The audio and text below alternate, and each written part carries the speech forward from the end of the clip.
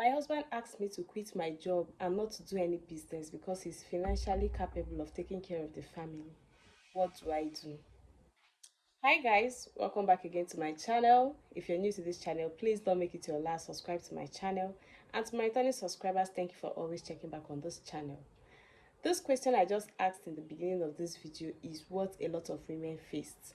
A friend of mine asked me this question yesterday, and I'm here to ask you guys what you think I should give her as a response to this question.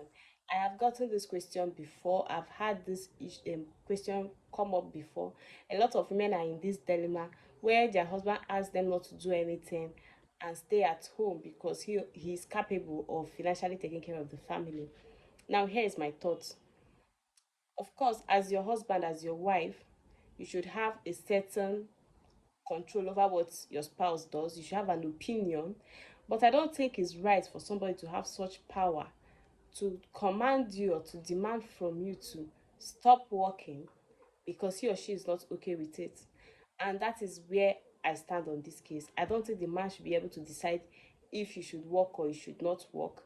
But as a family, it's something that you both have to come together and talk about. It's something that you guys have to come together and discuss. Let us just take it that you people are just about to get married and your fiance, the person you want to get married to, asks you not to work. What is your approach to this? Well, like I already said, I don't believe someone should have such power over another person. I believe that you working is not just about providing, it's about fulfillment. You are a human being. You have your talents, you have your dreams, you have your vision, you have everything that you want to achieve for yourself, the same also as any man would. And so asking you to kill those dreams, asking you to let your talent waste because he can provide is not fair.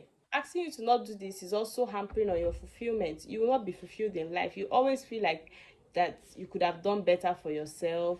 There's something more you could have done, There is this fulfillment that comes with you having something that you're doing, whether it's a business, whether it's a 9 to 5, you just see yourself growing. As a human being, we all strive to be better. We all strive to do something. It's not easy to sit at home taking care of children or taking care of the house from year in, year out. It is not easy. And it can affect you psychologically. Yes, I understand there are some women that is what they want to do. That is what they want to be. But it's not every woman that is that way. And I bet you that majority of women do not want to be that brain idle, because that's what it results to. Your brain becomes very idle from not using it. So that is something I will not encourage any woman to do. I will not encourage any woman to quit work because of marriage, because of children. No. Of course, it comes with its own challenges, having a family to cater for and having to work. And that is why there are businesses, there are remote works. So sometimes, yes, at a certain point in your life, you may have to adjust what you're doing to suit your family needs. But totally stopping to work because of a demand from your spouse is what I will not agree on. And aside from the fact that you also have your dreams, your talents, and the rest of it which you want to put into good use, being financially dependent on somebody else is not the best way to live. Yes, is the person can weaponize it one time.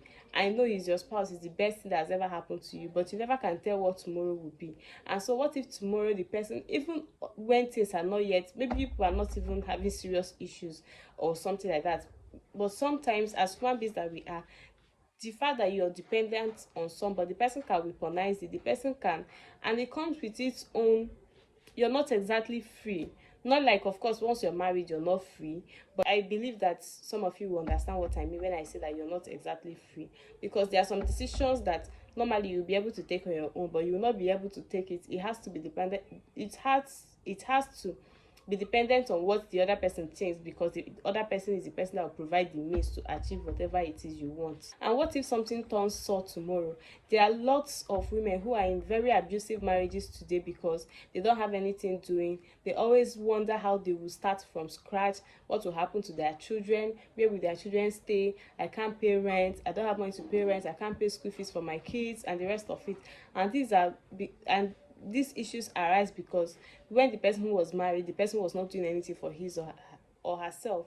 If not, you'll be able to stand up for yourself, leave the marriage because you know that you are capable of. But we see a lot of women, especially those who don't have their family support, staying put in abusive relationships because they know that they can't cater for themselves if they leave that marriage.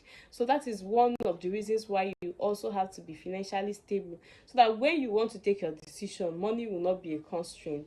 Yes, although there are some women who are still financially stable that are in abusive relationships, but then at least you know that money is not your constraint at this point. You think about other reasons why you're still in such relationships. I also feel like we've heard stories about where maybe the man lost his job at some point, or business went down, and then the family has nothing to fall back on because the woman is not working. As a woman, we need to start seeing beyond just taking care of our kids. Of course, we still take care of our kids whether you're working or not. We all know our concerns, but at some point you may find it difficult to share what your thoughts are. I believe that when you're going into something as serious as marriage, you should be able to open up to those difficult questions. That these are the conversations you need to have. You need to have those difficult questions, those questions that can lead to issues tomorrow, to be sure that you people are on the same page, so that it's not when you eventually enter, it now becomes a case of, I didn't see this coming, I didn't know this person was this way, I didn't expect some of these things from this person. That is what my advice would be. Some issues like this would have been avoided if it was discussed. You also let the person know your stance on some of these topics. Sometimes when we see relationship topics trending online, we just take it for granted. We don't know that this is an opportunity for us to have that conversation with our spouse. Sometimes when the topic is trending, you ask the person, what do you think about this, what do you think about that? You don't just wait and relax and assume in your head, and then when the issue starts rising up, you start writing your own anonymous, please help me, I need your help me with, so these are the questions, these are the difficult conversations you should have before getting into marriage, to avoid troubles. Sometimes you might even be the one that may end up wanting not to work, at least for a period of time. It's just something you have to discuss with the person anyways. Or that I believe in this video I've shared what my own stance is on it. It's you are a human being. You have your own dreams, you have your own goals, you have your own bills, no matter how the person feels like he can sort it. So you have the right to work, and nobody should deny you that right if that is what you want to do.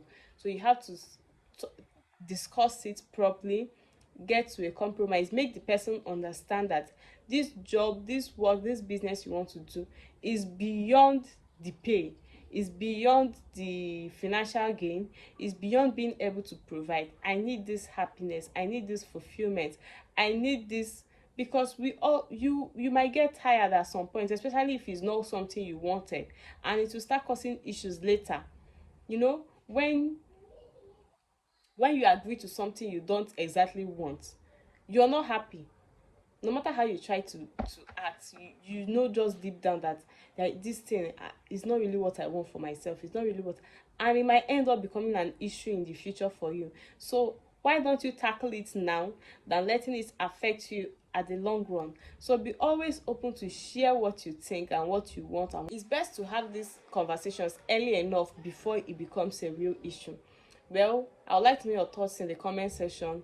Thank you for watching this video, and please do not forget to subscribe. Please do not forget to subscribe.